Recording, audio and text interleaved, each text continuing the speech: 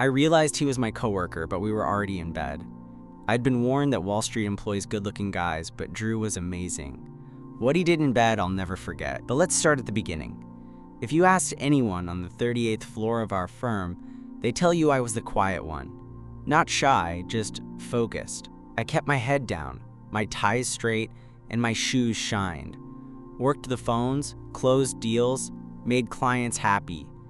I didn't come to Wall Street to make friends. I came to win. And then there was Drew. He was everything I wasn't. Loud, fast-talking, always the center of attention in the bullpen. The guy made cold calling look like an art. Clients loved him. Managers adored him. And his suits always looked a little too expensive for someone supposedly earning the same commission splits as the rest of us. I wasn't jealous. Not exactly. But I watched him the way you watch a car crash you can't look away from. We'd been at the same firm almost 8 months before we even had a real conversation. It happened one Thursday, right after the bell. Most of the floor had already cleared out, chasing happy hours or subway trains. I stayed back to fix a busted spreadsheet for a high-maintenance client. "Thought you'd be long gone," a voice said behind me. I looked up and there he was. Drew, holding a bottle of Topo Chico and leaning on the edge of my cubicle. "I could say the same about you," he grinned. "Yeah, well, had to make sure I crushed your numbers before calling it a day." It was a joke, but something in his voice made me pause. I sat back in my chair and gave him a look. "You checking my book now?" Drew shrugged, cocky as ever. "Only the parts worth watching." I knew I should have rolled my eyes, laughed it off, gone back to work. But instead I said, "And what exactly do you think is worth watching?" His eyes flicked down to my shirt, then back up to my face.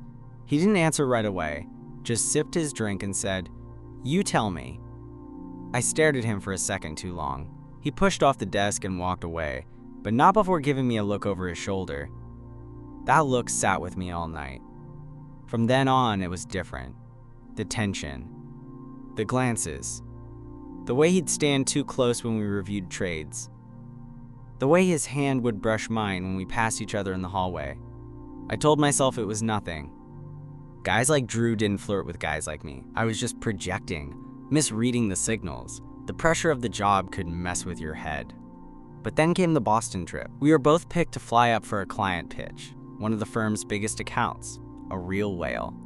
2 days, one hotel, and a whole lot of downtime between meetings. The pitch went smooth. Too smooth. We grabbed dinner afterward, a steakhouse the client had recommended, the kind of place with dim lighting and overpriced wine. We talked shop, joked about the partners, split a bottle of Syrah neither of us could pronounce, and when we got back to the hotel, I told him goodnight in the elevator. I didn't expect him to follow me off on my floor, but he did. And then, standing outside my door, he said it. "You know this thing between us? You feel it too, right?" I froze.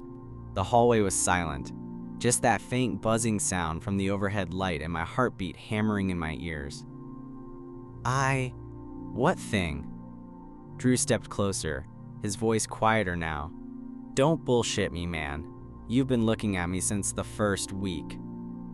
I swallowed hard. "That's not.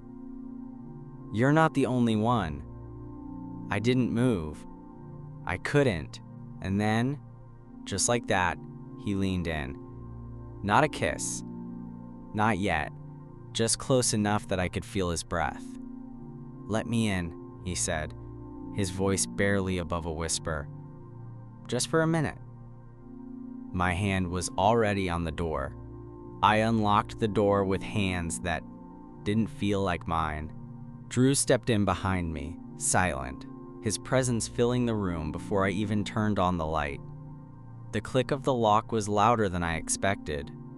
It sounded final, like whatever was about to happen couldn't be undone. He didn't touch me right away. He just stood there, watching, letting the tension stretch thin between us. "So," I said, my voice rougher than usual. "Now what?" He smiled just slightly. "You tell me." I wasn't used to this. The job trained us to read people. Clients, markets, moods. I could sniff out a bluff a mile away. But Drew had been a mystery from day one. And now he was here, looking at me like I wasn't just another name on the leaderboard. "You've been messing with my head for months," I said, stepping closer. "And you let me," he replied. There was no space left between us now. "I didn't think you were serious," I whispered.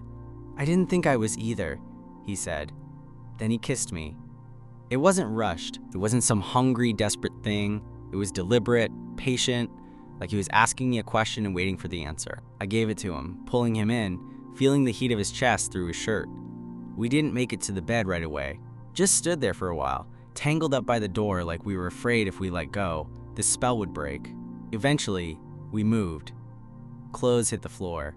I saw a different side of Drew. Not the office version, not the one who cracked jokes and worked a room, but something quieter, almost unsure. That surprised me more than anything, that the guy who commanded conference calls with swagger and stared down analysts like prey could be this. Careful. We didn't talk much. Didn't need to. Our bodies had more to say than words ever could. Later, lying in the dark with the hum of the city outside and the smell of overpriced hotel linen around us, he rolled onto his side and looked at me. "So, was this a mistake?" he asked, voice soft. I thought about that, about the rules we'd broken, the risks, the whispers that would come if anyone ever found out. "No," I said, "but it'll probably feel like 1 in the morning." Drew nodded, like he understood. "Yeah, but I don't care right now." Neither did I. We didn't sleep much. Not because of the sex, though that was part of it. It was more the silence after. The way his fingers brushed mine when he thought I was already asleep. The way I found myself memorizing the slope of his shoulders in the dark. In the morning, he was gone before sunrise. Just a note on the desk. "Coffee's on me. Don't be late to the office. -D." It felt like a line he'd used before. It felt like maybe I didn't know him at all. Back at work, things didn't explode right away. If anything, Drew was colder. He avoided eye contact during meetings, didn't stop by my desk anymore. I told myself it was for the best, that it was just a one-night thing and we both knew it. But it didn't feel like that, not to me. 2 weeks passed. No texts, no calls. I buried myself in work, pretended nothing had changed. Until late one night, I stayed after hours, alone, going over some trades, trying not to think. And there he was. He walked in like nothing had happened, sat across from me, eyes tired. "I miss talking to you," he said. I didn't say anything. "Look," he said, "I freaked out.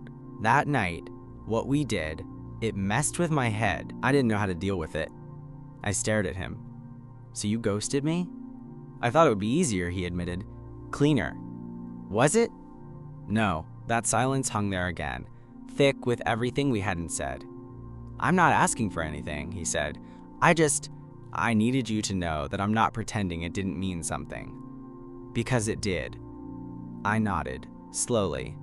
"It did." He stood, almost left. But then he turned. "Do you want to grab a drink?" It was such a simple question, but it felt like everything hinged on my answer. "Yeah," I said. "I do." We didn't go to the usual broker bars near the office. Drew picked someplace downtown, far enough away that we wouldn't run into anyone from work. It was a small, low-lit spot with brick walls and leather booths.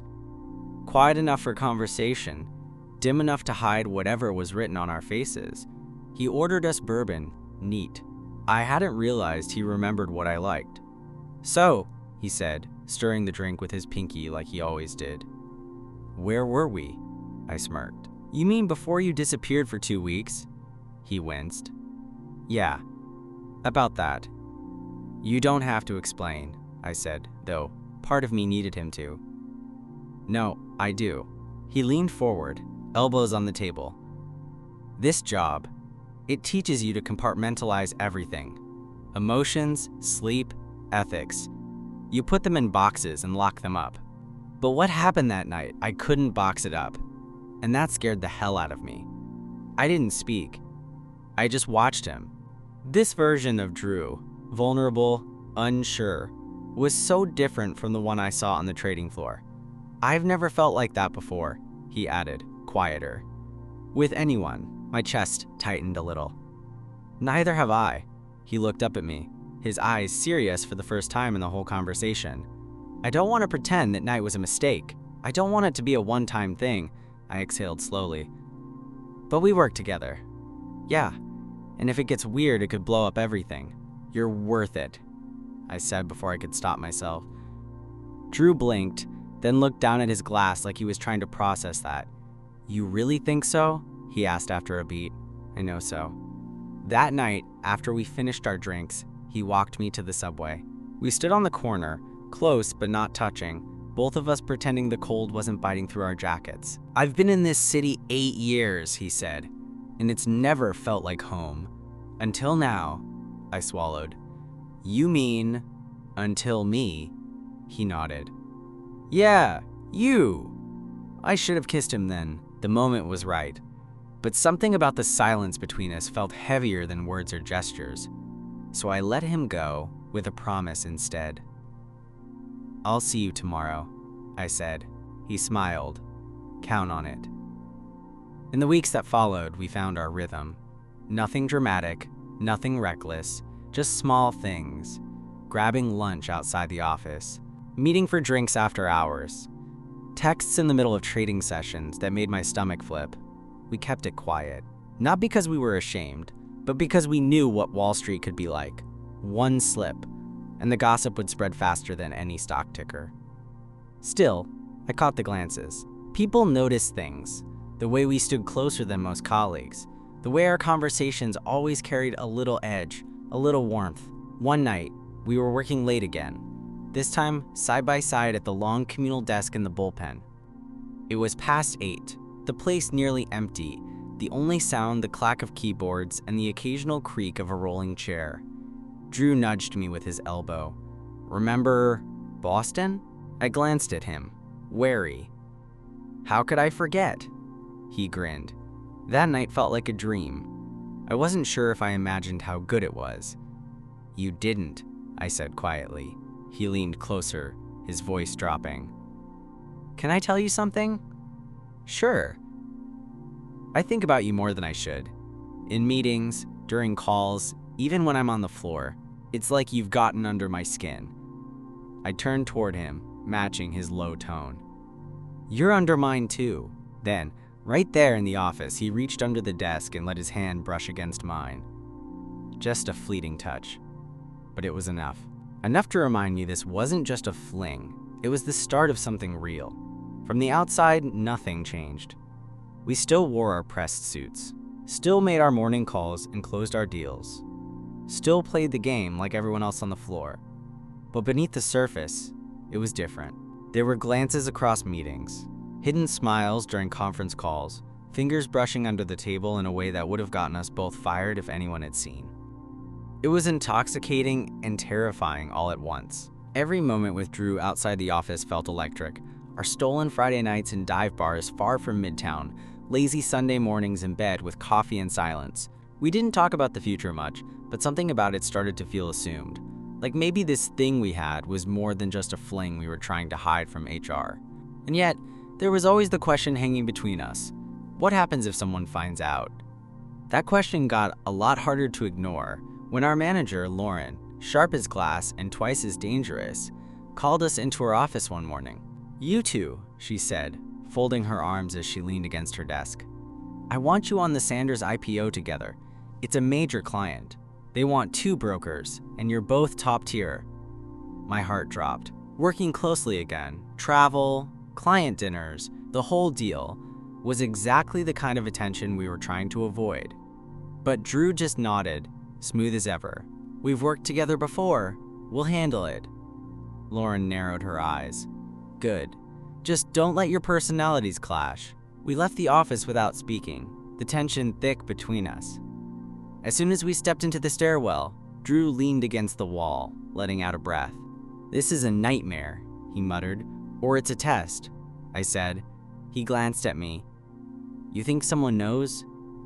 I don't know, but if they do, it's only a matter of time before it spreads. He rubbed his face. What do we do? I didn't have a good answer. We were playing with fire, and we both knew it. That night, we met at his place. the mood quiet. He poured us both a drink, then sat on the couch without a word. Finally, I broke the silence. "You want to stop?" He looked at me sharply. "Do you?" "No, but I also don't want to lose my job." He stood, restless, pacing in front of the windows that looked out over the city skyline. "You know, before you, I didn't care about any of this. Not the job, not the titles, none of it. I was just here for the money, the win.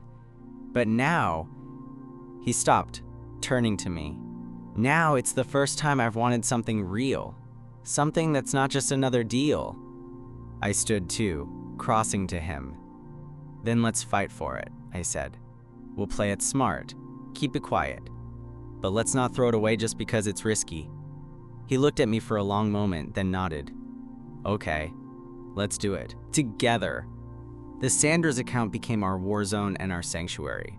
We killed the pitch, flew to Chicago for meetings, sat side by side in conference rooms with corporate giants. And every night in the hotel, we dropped the masks. One night, after a grueling 12-hour day, we sat on the bed eating takeout in our boxers, TV glowing, barely talking. Drew looked over, his voice low. "You ever think about what this would look like if we weren't hiding?" "All the time," I said. He smiled, but it was tinged with sadness. "One day, I want to walk into that office and not have to pretend I don't care about you." I reached over and took his hand. Maybe that day's coming sooner than we think. The cracks didn't show all at once. They crept in like a slow leak, quiet but persistent. At first, it was just the whispers, the occasional smirk from an intern, a look exchanged between two senior partners when Drew and I both walked in a few minutes late to a Monday morning meeting. Then came the questions, harmless on the surface. "Do you guys always grab lunch together? You two get assigned the same accounts a lot, huh?" But in our world, where image is currency, those questions were never innocent. They were the start of a rumor mill that didn't know how to shut up. It got to Drew faster than it got to me. He started pulling back, fewer texts during the day, no more casual jokes when we passed each other in the hallway. In meetings, his voice was sharp, precise, impersonal, like he was trying to surgically remove the part of him that wanted to look at me. I understood. But that didn't make it easier. One night, after a long day where we barely spoke outside of professional necessities, I found him alone in the emergency stairwell on 38, the tie loose around his neck, hands braced against the railing like he was holding himself together. "This is getting harder," he said without looking at me. "I know," I replied, voice low. He turned then, and there was a look in his eyes I hadn't seen before. Fear, but not just fear of being caught. It was fear of what we were becoming under pressure. Fear that what started as something real might buckle under the weight of everyone else's expectations. "You ever think it'd be easier if we just stopped?" he asked. The words stung, worse than a slammed door or a cold shoulder. I took a breath, swallowed the lump in my throat. "Do you want to stop?" He didn't answer right away. He looked at me like he was trying to find the version of himself that knew the right answer. "No," he finally said, "but I'm scared, man. This job, this city, we've worked our asses off to be here. What if we lose all of it because we couldn't keep our hands off each other?" I stepped closer, slowly, like the wrong move might send him running. "And what if we don't? What if we actually find a way through this?" Drew exhaled, and it wasn't relief. It was exhaustion. "You make it sound simple." "It's not simple," I said, "but it's worth it." He looked at me, something shifting behind his eyes. "We need space, just a little bit, away from the floor, from the pressure, from all of it." I hesitated, then nodded. "Let's get out of the city this weekend. Just us. No suits, no emails, just us." He didn't smile, but he didn't say no. We left Friday afternoon. Drew picked me up in a rental SUV. No flash, just practical. And we drove north, past the choking pulse of the city and into something quieter, greener. The cabin belonged to one of his college friends, tucked into the hills outside Cold Spring. There was no cell service, no traffic, just a gravel road, a porch that creaked when you stepped on it, and air that didn't smell like printer ink and ambition. That first night, we barely spoke on the drive. Not because we didn't want to, but because the silence was comfortable. The kind you fall into when someone knows you better than they probably should. We grilled steaks on the deck, drank beers that were too warm but still tasted like freedom. And as the sun dropped behind the trees, casting shadows across Drew's face, he looked at me and said, "No one's watching us here." I looked around, then back at him. "Feels weird, right?" He shook his head slowly. "Feels good." He leaned in then and kissed me. Slowly, deliberately, without any rush or hesitation. It wasn't the kind of kiss you give someone in secret. It was the kind you give someone when you're finally free to. We did this like we hadn't in weeks, not rushed or quiet or careful, but slow, honest, human. We kissed like we hadn't seen each other in years. We touched like we had time to figure it out. And after, tangled in the sheets, we lay in silence, listening to the wind against the cabin windows. It was Drew who spoke first. "I don't care if it's risky anymore," he said, voice barely audible over the creaking rafters. "I want this. I want you." I turned toward him, the soft moonlight cutting across his bare shoulder. I reached for his hand and threaded my fingers through his. "Then let's stop hiding," I said. He didn't respond right away, but the way he squeezed my hand told me everything I needed to know. The Monday after the cabin felt like waking up from a dream you didn't want to leave. The kind of dream where the air was soft, no one asked questions, and you could hold someone without worrying who might walk in. Now we were back in the city. Back in suits, back in roles. I caught sight of Drew across the floor that morning, already mid-call, already in character, but when our eyes met for just a second, something was different. He didn't look away, he held it. And for the first time, I didn't feel like I had to pretend it meant nothing. We were quiet about it, still careful, but no longer hiding. We didn't go out of our way to cover every glance or rewrite every sentence in our conversations to sound more neutral. We were just us, more restrained than we were in the woods, sure, but honest in a way that only comes from finally choosing something and meaning it. It didn't take long for the rumors to catch up. One afternoon, around week 2 of not hiding but not announcing, I was in the break room refilling my coffee when Lauren walked in. She didn't say anything at first, just poured herself a cup and stood next to me, watching the drip machine fill.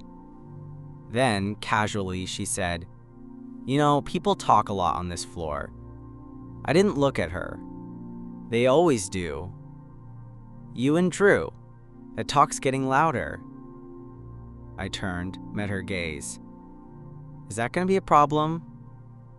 She studied me, not with judgment, but curiosity. Then, finally, she said, "Not if you keep closing accounts like the Sanders portfolio. We need rainmakers, not martyrs." I blinked. "So you're good?" "I'm good if you're good," she said.